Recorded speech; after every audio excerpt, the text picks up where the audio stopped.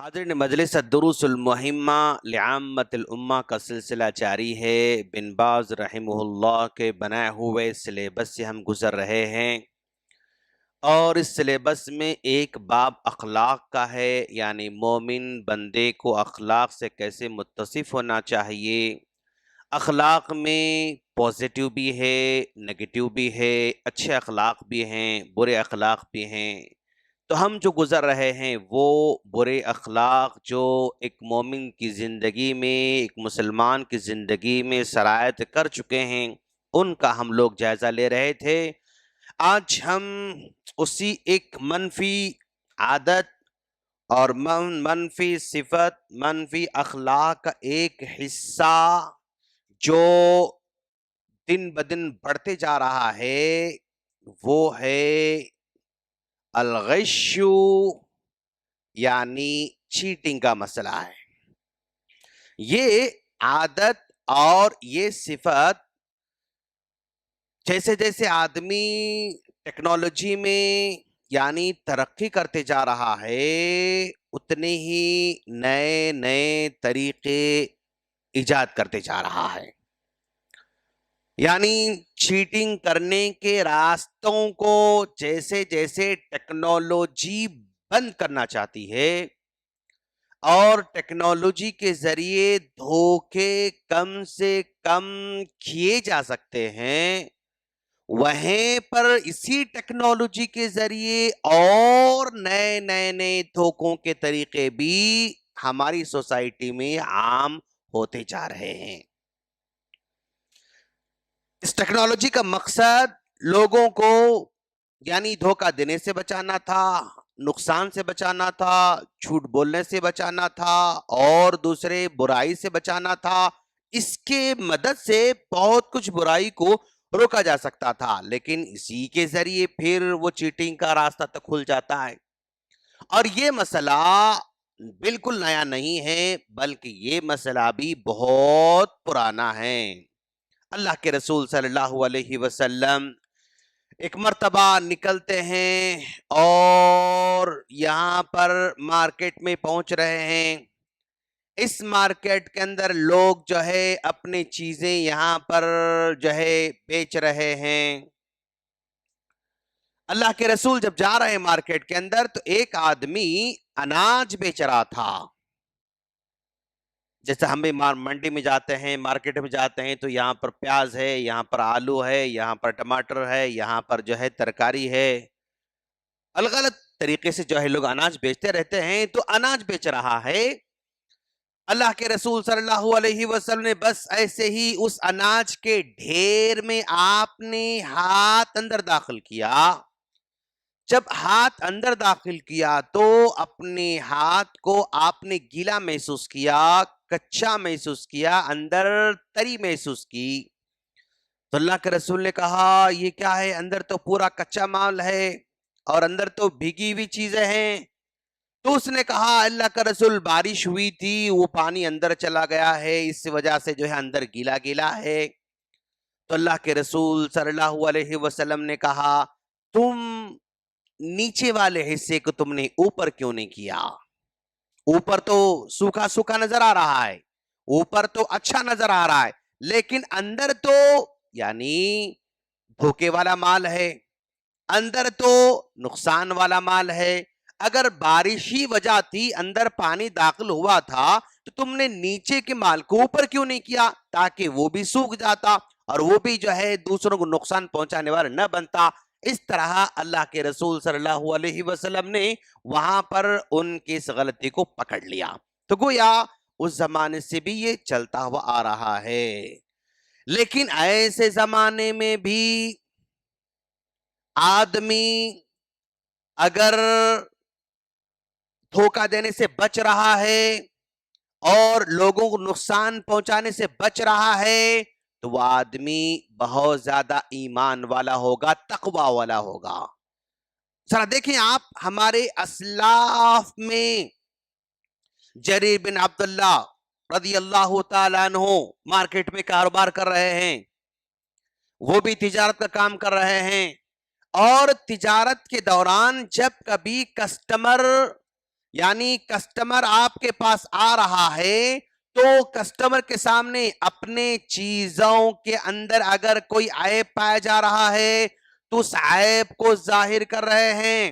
بھائی تم یہ لے رہے ہو لیکن اس میں یہ پرابلم ہے، یہ تم خرید رہے ہو اس میں تھوڑا پرابلم ہے. آپ پہلے پرابلم کو سامنے بتا رہے ہیں، اس کے اندر جو عیب پایا جا رہا ہے اس عیب کو پہلے ظاہر کر رہے ہیں. تو کچھ لوگوں نے کہا جریر اگر آپ ایسی ہی لوگوں کو عیب بتاتے رہیں گے اور ایسے ہی لوگوں کے سامنے اپنے چیزوں کے اندر جو خامیاں ہیں ان کو ظاہر کرتے رہو گے پھر تم کاروبار نہیں کر سکو گے. تو آپ نے کہا کیا تم نہیں جانتے کہ ہم نے اللہ کے رسول صلی اللہ علیہ وسلم کے ہاتھوں پر ہم نے بیعت کر رکھی ہے کہ ہم دوسرے مسلمانوں کے لیے خیر خواہ بنیں گے، ہم دوسرے مسلمانوں کے نقصان دہ نہیں بنیں گے. تو گویا اب ایک چیز میں بیچ رہا ہوں اور اس چیز کے اندر عیب پایا جا رہا ہے، سامنے والا اس عیب سے مطلب ناواقف ہے، تو میری خیر خواہی یہ ہے کہ اس کے بارے میں اس کو اطلاع دوں. اگر اس کو پسند آئے تو لے لے گا، اگر پسند نہیں آئے تو نہیں لے گا. اگر میں نہیں بتایا اس نے اچھا سمجھ کر لے لیا پھر اس کا عیب ظاہر ہوا تو وہ کیا سمجھے گا؟ مجھے دھوکے باز سمجھے گا اور میں اس کے ساتھ خیر خواہ نہیں ہوں. تو اس طرح کے کیریکٹر بھی ان لوگوں کے پاس پائے جاتے تھے. اب ذرا دیکھو آپ واصلہ بن اسقا رضی اللہ تعالیٰ عنہ، وہ مارکیٹ میں وہ بھی تجارت کر رہے ہیں، وہ بھی اونٹوں کا کاروبار کر رہے ہیں، اونٹ بیچنے کا ان کا کام ہے. ان کے ساتھ ان کا غلام بھی جو ہے مطلب ان کے ساتھ ان کا ساتھ دے رہا ہے.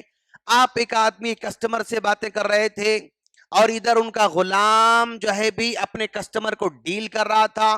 کسٹمر کو ڈیل کرنے کے دوران اس نے اونٹ کو بیچ دیا.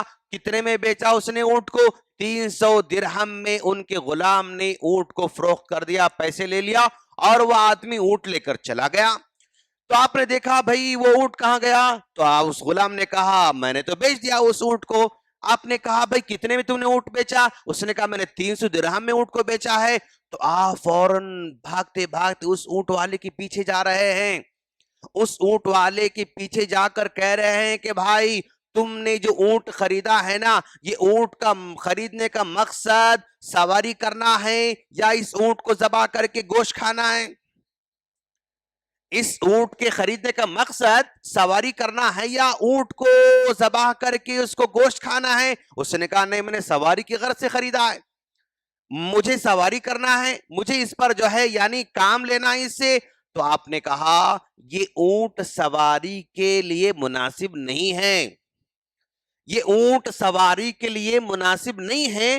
کیوں؟ اس لیے کہ اس کے ایک پیر میں چھوٹا سا سوراخ ہے اور وہ دور تک چل نہیں پاتا ہے، یہ زیادہ وزن لے کر چل نہیں پاتا ہے، لہذا اس اونٹ کو تم مت خریدو.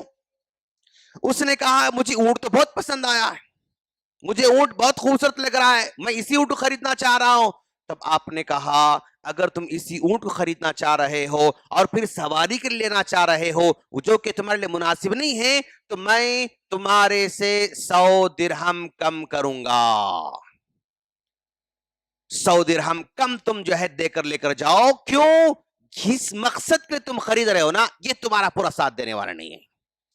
واصلہ بن اسقا رضی اللہ تعالیٰ عنہ اس بات کو انہوں نے جو ہے سن کر کہا اگر ایسے لوگ اگر ہمارے مارکیٹ میں ہیں تو پھر یہ ہمارا مارکیٹ ہمیشہ آباد رہے گا. مطلب اتنی بھی ایمانداری اگر کوئی کر رہا ہے تو لوگوں کی نظروں میں تو وہ نقصان اٹھانے والا نظر آ سکتا ہے، لیکن اللہ تبارک و تعالی اس کے کاروبار کو ایسے چمکا سکتا ہے، ایسے آباد کر سکتا ہے جس میں لوگ مندی کا شکار کریں گے لیکن اس کے پاس مندی کی شکار نہیں ہوگی، یہ پرابلم کب جو ہے فیس نہیں کرے گا. تو یہ جو ہے چیٹنگ جو ہمارے دور میں بڑھتے ہوئے جا رہی ہے اور اس چیٹنگ کا یعنی ریزن کیا ہے، کیوں اس قدر ہمارے معاشرے میں جو ہے یعنی چیٹنگ بڑھتے جا رہی ہے. تو سب سے پہلی بات یہ ہے کہ ہمارے پاس جس چیز کمی ہے وہ یعنی تقوی کی کمی ہے، تقوی کی کمی ہے. اس کمی کی وجہ سے آدمی یعنی اپنے اندر خیر خواہی کو کھو دیتا ہے، وقتی نفع پر وہ اپنی نظر رکھتا ہے، بس مجھے مل جائے تو بس، مجھے مل جائے تو بس، سامنے والے کو کس طرح گھمایا جائے اس کے پاس نئے نئے نئے طریقے ہیں۔ اور دوسری چیز لالچ ہے، لالچ، اس لالچ کی وجہ سے آدمی سامنے والے کو دھوکہ دینا چاہتا ہے، بس اپنے بارے میں سوچ رہا ہے، سامنے والے کے بارے میں نہیں سوچ رہا ہے۔ اور اسی لالچ کے ساتھ ساتھ یعنی عام کسٹمر کی لا علمی بھی ہے، یہ لا علمی بھی ہے، اور اس لا علمی کی وجہ سے لوگ جو ہے اس کو دھوکہ دیتے ہیں۔ بھئی میں جس فیلڈ میں جا رہا ہوں، جس چیز کو لینے جا رہا ہوں اس سے میں بالکل واقف نہیں ہوں، تو مجھے ہر قدم پر دھوکہ ہو سکتا ہے۔ آج مارکیٹ میں ہر لا علم کا فائدہ اٹھانے والے تیار بیٹھے ہوئے ہیں۔ سامنے والا جو ہے یعنی جو چیز لے رہا ہوں اس میں کہاں کہاں دھوکہ ہو سکتا، کیسے دھوکہ ہو سکتا ہے، اگر مجھے معلوم نہیں ہے تو پکا کہیں دھوکے کا سامنا کرنا پڑ سکتا ہے۔ بھئی منڈی والا بھی دھوکہ دینا چاہتا ہے، سیب والا بھی دھوکہ دینا چاہتا ہے، ہاں بس جو ہے وہ کسٹمر اپنی طرف سے چوائس کر لیتا ہے، یہ سیب یہ سیب یہ سیب، لیکن جب وہ پیسے نکالنے کے لیے یہاں دیکھتا ہے تو وہ پالیتھن میں سے اچھا سیب نکال کے وہ اپنا ایسے ویسے ردی مال اس میں ڈال دیتا ہے۔ پیاز والا بھی دینا چاہتا ہے، ناپ تول میں بھی جو ہے دھوکہ دینا چاہتا ہے، الیکٹرانک چیزوں کے اندر بھی کوئی آدمی بیٹھا ہوا ہے، موبائل کے میدان میں کوئی بیٹھا ہوا ہے، لیپ ٹاپ کے میدان میں کوئی بیٹھا ہوا ہے، زمین کے میدان میں کوئی بیٹھا ہوا ہے، الغرض ہمارے معاشرے میں الگ الگ طریقے سے لوگ بیٹھے ہوئے ہیں۔ میں یہ نہیں کہتا کہ ہر آدمی دھوکہ دینے والا ہے، لیکن ہر فیلڈ میں دھوکہ دینے والے ہیں، ہر میدان میں دھوکہ دینے والے ہیں، اور وجہ یعنی اللہ کا ڈر نہیں ہے، حلال و حرام کی تمیز نہیں ہے، یہ حلال حرام کی تمیز نہیں ہے، اور یہ حلال حرام کی تمیز نہ ہونے کی وجہ سے یعنی وہ حرام مال کو لینا نہیں لینا اس کے بارے میں اس کی مطلب اویئرنس نہیں ہے یا اس کی پرواہ نہیں ہے، اور وہ حرام مال آنے کی وجہ سے اس کی دعاؤں پر اثر ہو رہا ہے، عبادت پہ اثر ہو رہا ہے، دین پہ اثر ہو رہا ہے، دنیا پہ اثر ہو رہا ہے، اسی پر نہیں بلکہ اس کے بچوں پر بھی اس کا اثر ہو رہا ہے، اور جو بچے جو ہے یعنی حرام مال سے پلے ہوئے ہیں بس اس کے اندر اخلاق گراوٹ اور بڑھتے جا رہی ہے۔ الغرض بھائی آدمی معمولی ایک چھوٹے سے کباڑ میں بیٹھ کر وہ کما رہا ہے، لیکن اس کی حرام کمائی کا اثر اس کے بچوں پر، بیوی پر، دین پر، دنیا پر، اخلاق پر، فیوچر پر، جنت پر، سب پر اس کے اثرات ہو رہے ہیں۔ اس کا اثر سب پر ہونے والا ہے، وہ اس کا اثر صرف ایک سامنے والے کا نقصان تھوڑا ہوگا، سامنے والے کا نقصان بس ایک بار ہوگا، لیکن جو دھوکہ دے رہا ہے اس کی دنیا برباد، اس کی دنیا کیوں برباد؟ اس لیے کہ ایک آدمی ہمیں زندگی بھر فراڈ نہیں کر سکتا ہے، ایک آدمی پوری لائف میں فراڈ نہیں کر سکتا ہے، وہ کہیں نہ کہیں جا کر وہ پھنس جاتا ہے، پھر وہ اپنا ریکارڈ خراب کر لیتا ہے، پھر اس میدان سے بھاگ جانا پڑتا ہے، اس فیلڈ سے اس کو وہ فیلڈ کو چھوڑ دینا پڑتا ہے، دنیا بھی برباد، آخرت بھی برباد، پھر اس کے بچے بھی برباد، کیوں؟ حرام کمائی ان کو کھلا رہا ہے، اس کی مطلب یعنی جنت بھی برباد، جس کو دھوکہ دیا جا رہا ہے اس کا صرف ایک نقصان، اس کا پیسہ گیا، جس کسٹمر کو نقصان پہنچایا بس اس کا ایک نقصان کی اس کا پیسہ گیا، بس اس کا دین نہیں گیا، اس کی آخرت نہیں گئی، اس کا تقوی نہیں گیا، اس کا کچھ نہیں گیا، لیکن جو دے رہا ہے نا اس کے ملٹی جو ہے لیول میں اس کو نقصانات ہوتے ہیں۔